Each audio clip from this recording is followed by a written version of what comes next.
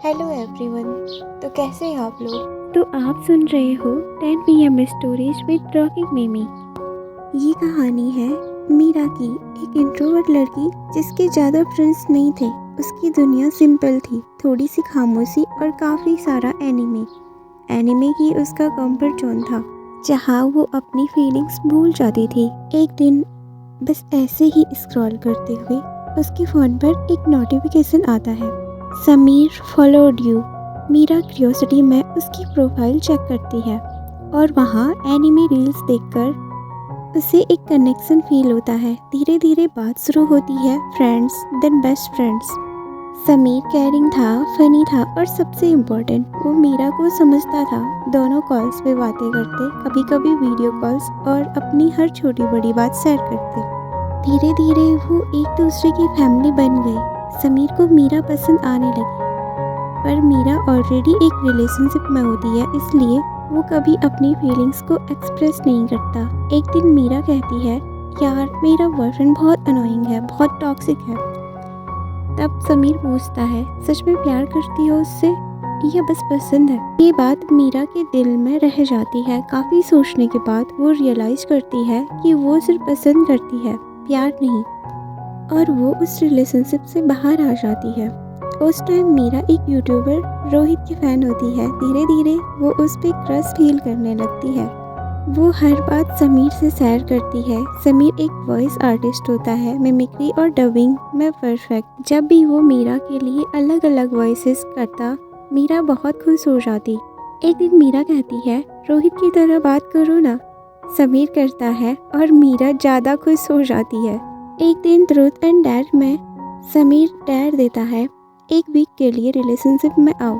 मीरा मान जाती है, पर कुछ दिन बाद उसे ये फील होता है कि ये फीलिंग रियल नहीं है। शायद वो समीर में अपना क्रश रोहित देख रही थी। वो ऑनेस्टली समीर को सब बता देती है और दोनों फिर से बेस्ट फ्रेंड्स बन जाते हैं। फिर मीरा डिसाइड करती है कि वो रोहित को कन्विंस करेगी अपने बर्थडे के दिन। वो हिम्मत करके डीएम करती है, पर कोई रिप्लाई नहीं आता। इंतज़ार और सिर्फ इंतज़ार। फिर वो खुद को समझा देती है, मैं कौन सा इतनी खास हूँ, और मूव ऑन करने का डिसाइड करती है। तब उसकी लाइफ में आता है एक नया लड़का, आदि, फनी, केयरिंग, समझदार।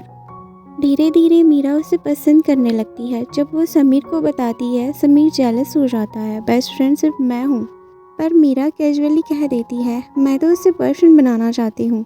उसके बाद समीर धीरे धीरे दूर होने लगता है, क्योंकि उसे हर्ट होता है।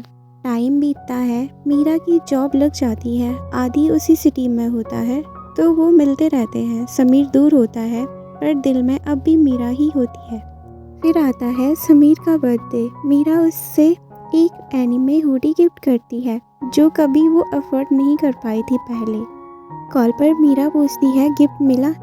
समीर हल्की सी स्माइल के साथ कहता है, हाँ, और शायद आज मैं भी एक बोझ हल्का कर दूं। मीरा कंफ्यूज हो जाती है, बोझ का क्या मतलब? समीर धीरे से बोलता है, आवाज़ में शांति है पर दर्द छुपा है।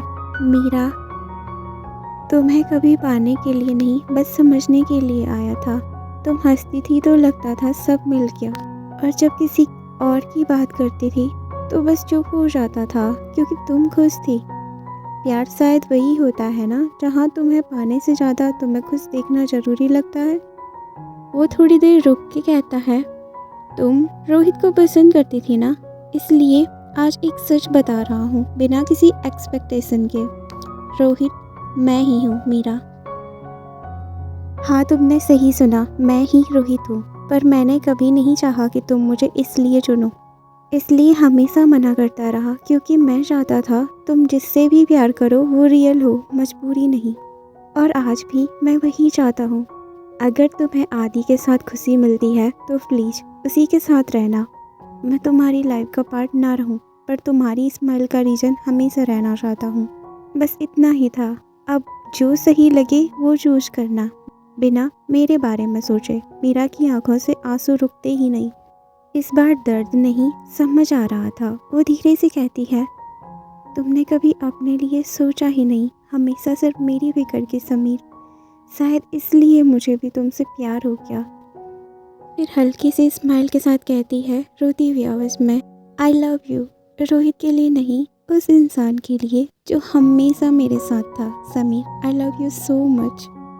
तो दोस्तों, कहानी यहीं ख़त्म नहीं होती है। पार्ट 2 के लिए कमेंट कीजिए। Thank you so much for watching.